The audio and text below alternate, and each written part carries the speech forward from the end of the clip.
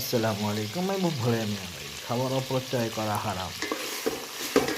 মুরগির মাংস রান্না করা হয়েছিল, লাস্ট পর্যায়ে এটুকু আছে, তাই গরম করে নিলাম।